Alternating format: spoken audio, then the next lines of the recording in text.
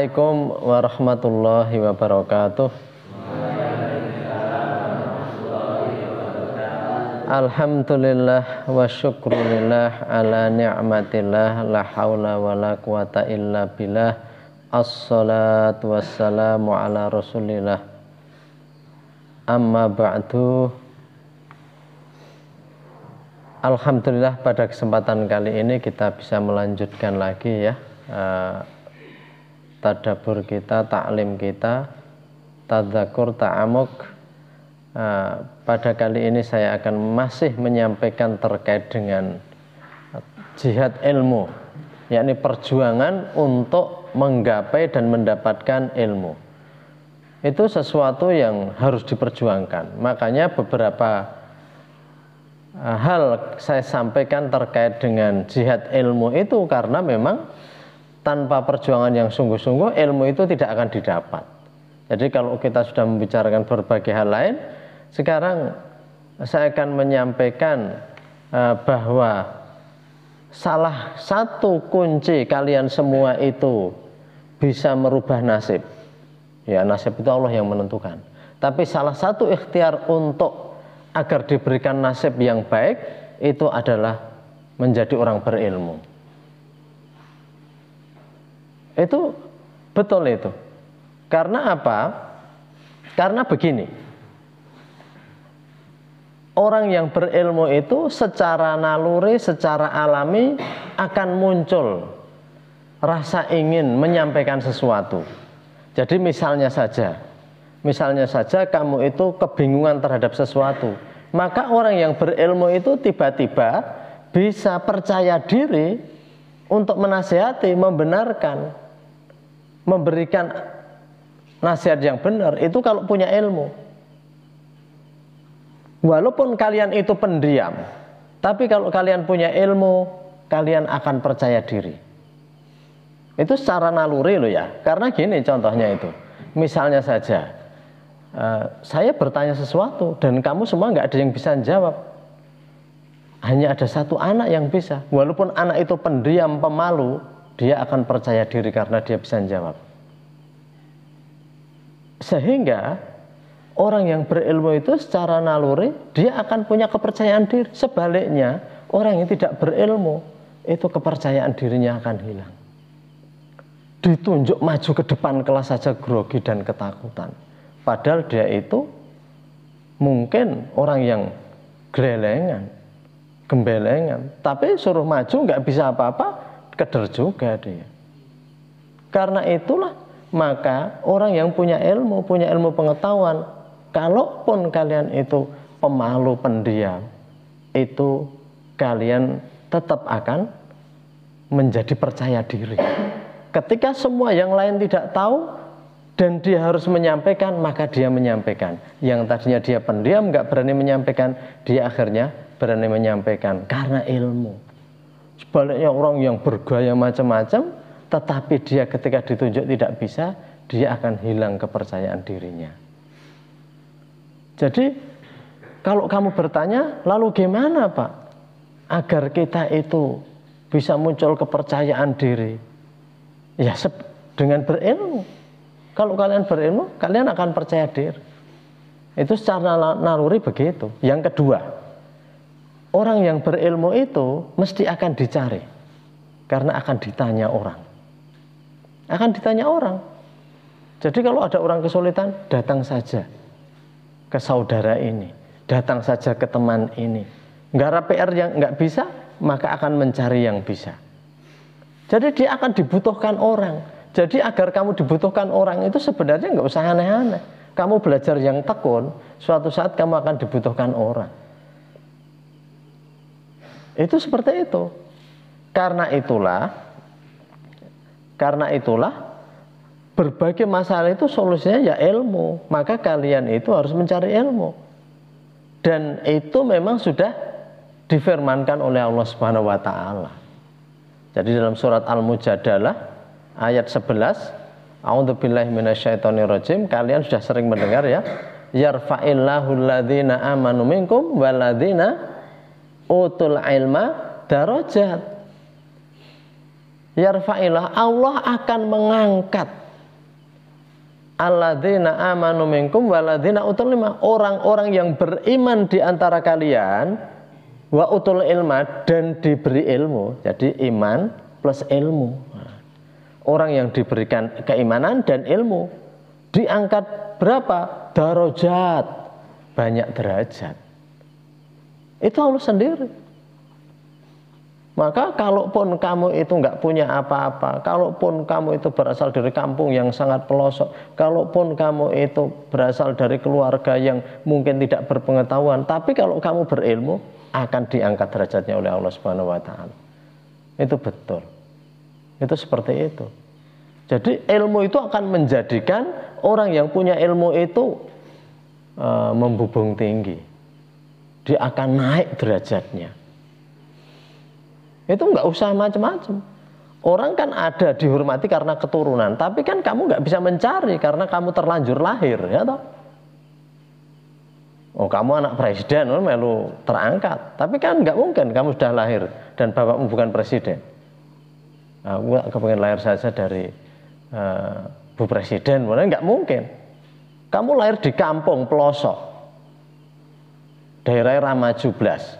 Kamu nggak bisa milih, mbok saya lahir dari kota yang pintar-pintar orang, nggak bisa, itu nggak bisa milih. Kamu nggak bisa. Oh, saya ingin lahir dari anak kiai, anak guru, anak profesor, nggak bisa. Kita nggak bisa milih apa adanya. Tapi kamu jangan pernah menyesal. Karena anaknya orang-orang hebat tadi, anaknya orang keturunan yang dianggap darah biru, anaknya keturunan orang yang dianggap alim, anaknya keturunan orang yang dianggap kaya, dianggap pintar. Kalau dia tidak berilmu, dia juga akan tenggelam juga. Karena seseorang itu, orang yang hebat, generasi muda yang hebat, itu bukan orang yang mengatakan bapak saya orang hebat. Itu enggak begitu. Laisal fata mayyaqulu kana abi. Bukanlah pemuda yang hebat kalau orang yang mengatakan bapak saya dulu begini loh. Enggak hebat kalau itu. Walakinal fata mayyakunu ha anada. Tapi pemuda yang hebat itu yang bisa bicara ini loh saya. Jangan memamerkan bapak-bapaknya, ibunya dan sebagainya. That's over. Itu semua sudah berlalu. Kamu ya inilah saya. Maka dari itu mudah saja orang mau meningkat derajatnya, mudah saja beriman dan berilmu. Nah ini penting sekali loh, beriman dulu baru berilmu. Orang itu punya akhlak dulu baru punya ilmu. Pinter nggak ada akhlak, nol, nggak ada artinya. Pinter nggak ada. Orang-orang jahiliyah itu pinter-pinter. Mereka ahli-ahli membuat syair. Syair itu atau puisi itu langsung dibikin seketika, bisa melihat gini langsung bikin seketika. Kamu tidak nulis, kamu tidak berkali-kali dihapus, enggak. Nah itu orang jahiliyah. Tapi kenapa dikatakan jahil, bodoh? Karena enggak ada keimanan. Jadi ilmu itu enggak ada artinya kalau enggak iman. Kamu ranking 1 atau di atas ranking 1, ranking apa yang ada. Tapi itu kalau tidak ada keimanan, itu tidak ada artinya. Maka untuk diangkat derajatnya oleh Allah itu adalah orang yang beriman dan berilmu. Nah itu. Nah, jadi firman Allah itu akan diangkat. Walaupun kamu, tadi saya katakan, kamu dari kampung, kamu orang tuamu orang desa sekali dan sebagainya, kamu nggak punya apa-apa, tapi kamu berilmu dan beriman dan berilmu, pasti derajatmu akan naik. Pasti kamu dinanti-nanti orang, pasti kamu dicari orang, pasti kamu diperlukan orang, dibutuhkan orang. Coba, kalau ada kegiatan apa-apa, siapa yang suruh maju? Suruh menyampaikan sambutan, apa orang terbodoh di antara mereka? No. Itu orang-orang yang pandai di antara mereka. Yang kalau berbicara juga ada ilmunya dan berbicara ora klera-kleru. Kalau klera-kleru mewakili kampung yang isen ke kampung. Jadi itu. Makanya akan diangkat derajatnya orang yang beriman dan berilmu. Yang kedua gitu ya. Yang kedua juga dikatakan bahwa di dalam Al-Quran sendiri sudah dikatakan nggak sama orang bodoh sama pintar itu nggak sama. Jadi di dalam Al-Quran itu Dinyatakan begini dalam surat Zumar, surat Az-Zumar ayat 9. A'udzubillahi minasyaitonirrajim. Hal yastawil ladzina ya'lamuna wal ladzina la ya'lamun? Ini pertanyaan retoris. Tahu pertanyaan retoris ya? Pertanyaan yang tidak perlu jawaban. Al-Qur'an itu bertanya, hal yastawil ladzina ya'lamuna wal ladzina la ya'lamun? Apakah sama antara orang yang berilmu sama enggak berilmu? Ini Al-Qur'an mau mengatakan berbeda, tapi kan gaya bahasa Al-Quran begitu, itu namanya pertanyaan retoris. As-su'al la yahtaj ilal jawab, pertanyaan yang tidak memerlukan jawaban. Sama seperti ini, apakah sama antara yang tiap pagi itu bangun dan belajar sama yang tidur sampai bangun terlambat? Nah itu kan pertanyaan, tapi nggak perlu jawaban. Setiap orang tahu, kan begitu. Al-Quran juga mengatakan hal yastawil ladzina ya'lamuna wal ladzina la ya'lamun? Apakah sama antara orang yang berilmu sama tidak? Oh, tidak sama. Al-Quran sendiri membedakan. Kalau membedakan orang itu atas dasar kekayaan nggak boleh. Bedakan orang atas dasar keturunan nggak boleh. Tapi Al-Quran berkali-kali mengatakan keutamaan orang-orang berilmu. Gitu. Apalagi cuman lebih gantengnya, lebih cantiknya, di hadapan Allah nggak ada apa-apanya. Oh, namanya ganteng cantik itu begitu mati selesai. Secantik-cantiknya bintang film kalau mati nggak ada lagi yang mau menikahi dia. Seganteng-gantengnya orang kalau mati orang sudah nggak akan ada yang mau. Tapi orang yang berilmu walaupun mati, pepatahnya apa? Gajah mati meninggalkan gading, harimau meninggalkan belang. Artinya gajah mati itu meninggalkan gading. Jadi dulu di sini ini ada orang yang namanya misalnya ya Pak Rohmat, Pak Fatan misalnya. Itu orang kok rajin sekali menuntut ilmu, misalnya gitu.